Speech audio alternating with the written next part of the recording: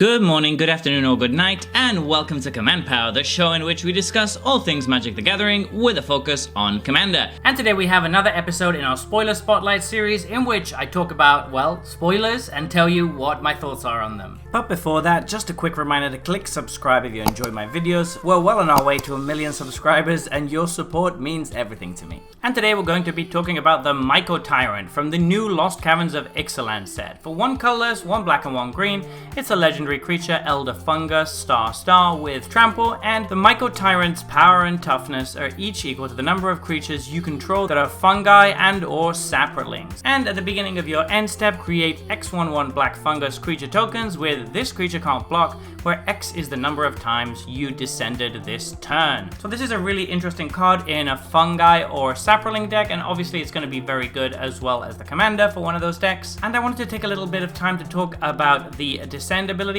I'm not actually super happy about the way they've dealt with this because they've actually made 3 or 4 abilities essentially that are all slightly different but all fall under the blanket of the same kind of name, and I think it's a bit needlessly confusing, to be honest, particularly when it's not much of an inspired design to start off with. Descend here just tracks how many times a permanent card has been put into your graveyard each turn and then gives you tokens equal to the result. Now because of that, you might think that it's going to function similarly in other cards, that they're all going to be tracking how many times permanents are put into your graveyard, but actually that's not necessarily the case.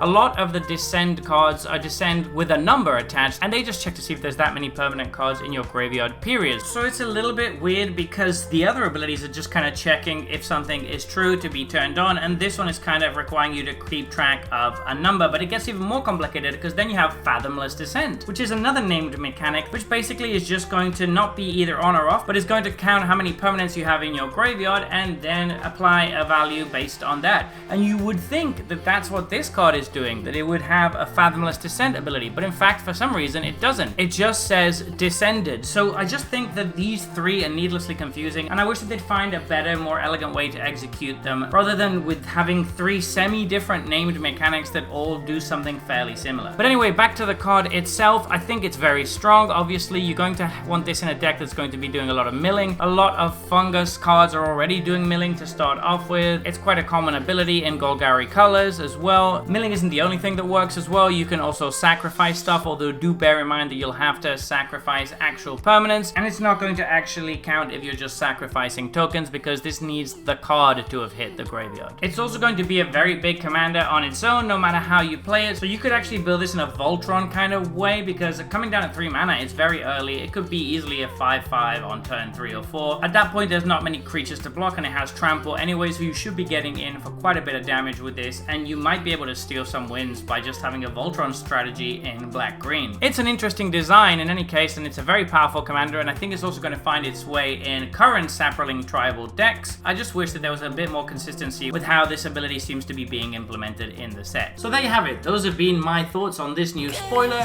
What do you think about this card? Please let me know in the comment section below. I read all comments and respond to all of them too. And if you enjoyed this video, don't forget to click like or subscribe. It really helps the channel, and until next time, take care.